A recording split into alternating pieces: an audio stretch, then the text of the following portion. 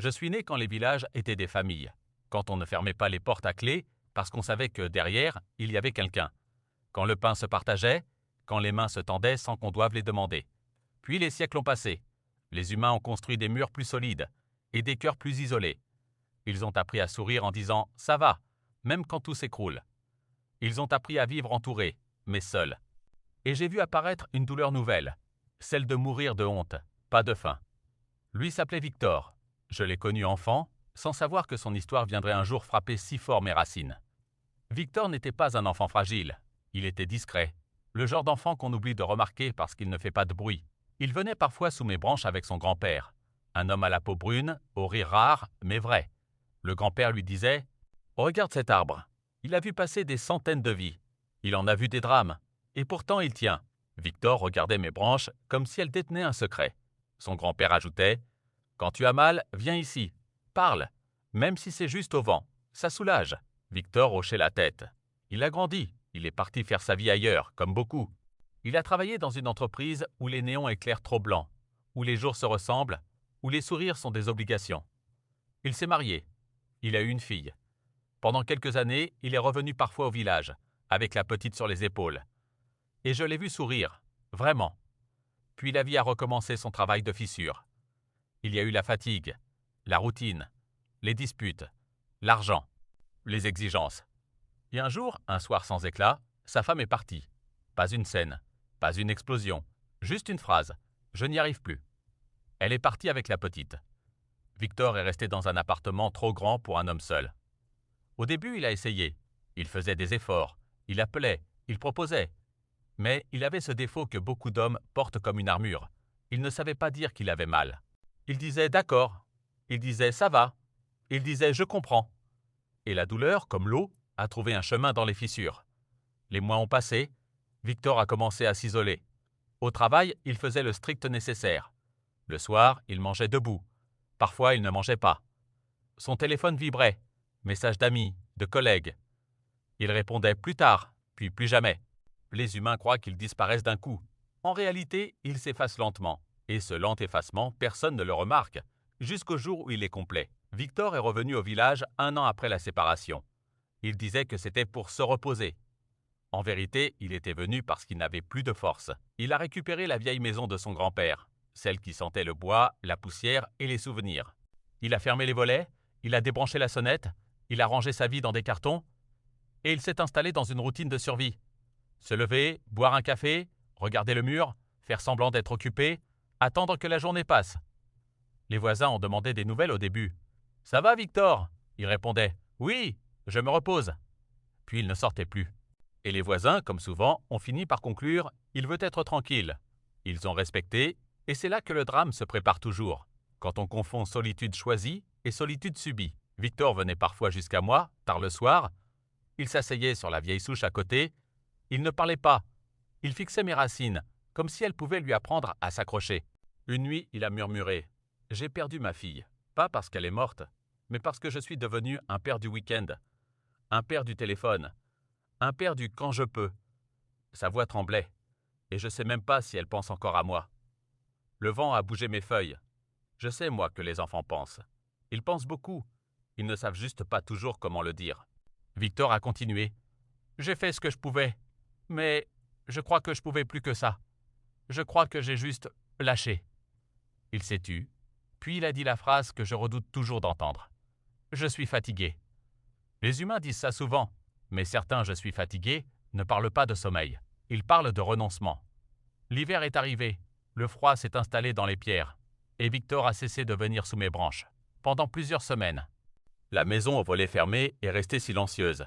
Personne ne l'a vue, personne ne l'a entendue. Et le village, occupé par sa propre vie, a continué, jusqu'au jour où une petite chose a changé. Une lettre, une simple enveloppe glissée sous la porte. Elle venait de sa fille. Un dessin, un soleil, 2 personnages se tenant la main, et une phrase écrite en lettres irrégulières « Papa, tu me manques ». Ce dessin, Victor l'a trouvé le matin. Il est resté debout dans l'entrée, immobile, longtemps. Il l'a relu, il a serré le papier contre lui. Puis il s'est assis au sol, et il a pleuré. Pas un pleur qui soulage, un pleur qui ouvre un gouffre, parce que le dessin réveillait tout. La culpabilité, l'absence, le temps perdu, l'amour immense. Le même jour, Victor a essayé d'appeler. Il a composé le numéro de son ex-femme. Ça a sonné. Elle a répondu. Victor a voulu parler. Mais sa voix s'est cassée. Il a raccroché. La honte est un poison. Elle fait croire qu'on ne mérite pas de réparer. Le soir, Victor n'a pas allumé la lumière. Il est resté dans le noir, assis à la table. Le dessin devant lui. Le téléphone à côté. Une tasse froide. Et un silence. Un silence tellement épais que même moi, je le sentais jusqu'à mes racines. C'est cette nuit-là que tout aurait pu finir. Victor avait décidé. Pas avec une grande déclaration, pas avec une lettre, juste avec une lassitude. Cette décision, je l'ai vue chez d'autres. Elle se pose doucement comme la neige. Il s'est levé, il a marché vers la porte, il a regardé le dessin une dernière fois, et c'est là que 3 coups ont frappé. Pas un coup timide, 3 coups nets, comme un appel urgent. Victor s'est figé. Il n'a pas bougé. Les coups ont recommencé. 3 coups. Puis une voix. « Victor, c'est moi, ouvre !» C'était Jeanne. Jeanne vivait 2 maisons plus loin. Une femme de 50 ans, veuve depuis longtemps, le genre de personne que tout le monde connaît sans vraiment connaître. Jeanne avait vu quelque chose. Elle avait remarqué la boîte aux lettres pleine. Elle avait remarqué les volets toujours fermés. Elle avait remarqué ce que les autres n'avaient pas voulu voir. Elle avait attendu 2 jours. Puis elle avait décidé de ne plus attendre. Victor n'a pas répondu. Jeanne a dit plus fort. « Je sais que t'es là. Je m'en fous si tu veux pas parler. Mais ouvre, je reste. » Victor a tremblé. Il a posé sa main sur la poignée. Il a hésité. 3e série de coups. Puis la phrase qui a tout cassé. « Si tu n'ouvres pas, j'appelle quelqu'un. Pas pour te punir, pour te garder en vie. » Victor a ouvert. Jeanne est entrée. Elle a regardé son visage. Et elle a compris tout de suite. Pas besoin de mots. Elle a dit doucement. « T'as pas l'air bien. » Victor a voulu dire « ça va ». Mais sa gorge s'est bloquée. Alors il a juste baissé la tête. Jeanne a posé une main sur la table, près du dessin. Elle l'a regardé. Elle a murmuré. « Elle t'aime, tu sais. Les enfants, ils aiment fort, même quand les adultes font des bêtises. » Victor a éclaté en sanglots. Les murs ont entendu ce qu'ils n'avaient jamais entendu. Jeanne est restée. Elle ne l'a pas noyé sous des conseils. Elle n'a pas fait de discours. Elle a simplement fait du thé. Elle a allumé une lampe. Elle a ouvert un volet, un seul, pour laisser entrer un peu de nuit. Puis elle s'est assise en face de lui. Et elle a dit « Raconte-moi ». Victor a parlé. Il a parlé comme quelqu'un qui sort d'un puits. Il a dit sa honte, son sentiment d'échec, son incapacité à être un bon père, un bon mari, un bon homme. Il a dit qu'il n'arrivait plus à se lever, qu'il souriait au village quand il sortait, mais qu'à l'intérieur, il était vide. Il a dit « Je pensais que si je disparaissais, ça ferait moins de mal que de continuer à être nul. » Jeanne a secoué la tête. « Tu sais quoi? Les gens pensent ça, et c'est faux. Ça fait toujours plus de mal. Toujours. » Elle a laissé un silence, puis elle a ajouté « Et tu n'es pas nul, tu es cassé, et ça se répare. Pas seul. » Victor a reniflé. « J'ai pas envie de déranger. » Jeanne a eu un petit sourire triste. « Tu déranges pas, tu existes. Et exister, c'est pas une faute. » Cette phrase a fait trembler quelque chose en lui. Pas une guérison, mais une fissure dans la prison. Jeanne est revenue le lendemain, et le lendemain encore. Elle a prévenu d'autres, discrètement, pas pour faire parler le village, pour faire agir. Un voisin est passé avec une soupe, une autre voisine avec du pain. Quelqu'un a proposé de l'aider à remettre la maison en état. Victor avait honte au début. Puis il a compris une vérité étrange. Être aidé, ce n'est pas être faible. C'est être vivant. Quelques semaines plus tard, Victor est venu sous mes branches, en pleine journée, pas caché.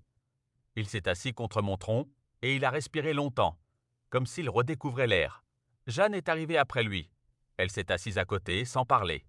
Victor a sorti le dessin de sa poche. Il l'a regardé. Puis il a dit « J'ai appelé, j'ai pas raccroché, cette fois. » Jeanne a hoché la tête. « Et ?» Victor a murmuré. « Je la vois samedi. » Sa voix tremblait. Mais ce tremblement-là n'était pas celui du renoncement. C'était celui du courage. Le samedi est arrivé. Victor a mis une chemise, maladroitement. Il a acheté un petit cadeau, pas grand. Un livre illustré, parce qu'il se souvenait que sa fille aimait les histoires. Et il est allé la voir. Je ne sais pas ce qu'ils se sont dit ce jour-là. Je ne peux pas entendre tout. Mais je sais qu'il est revenu le soir avec un visage différent. Épuisé, oui, mais vivant. Et dans sa main, il tenait un autre papier. Un deuxième dessin. Cette fois, il y avait 3 personnages. Et une phrase. Papa est revenu. Le temps a continué.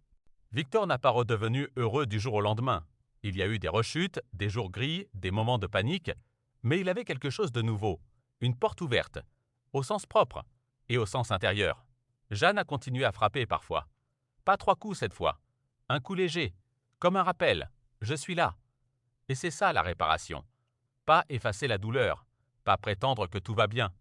Juste rester assez proche pour que le pire ne gagne pas. Si cette histoire doit servir à quelque chose, c'est à ça. Quand quelqu'un s'éloigne, frappe à sa porte.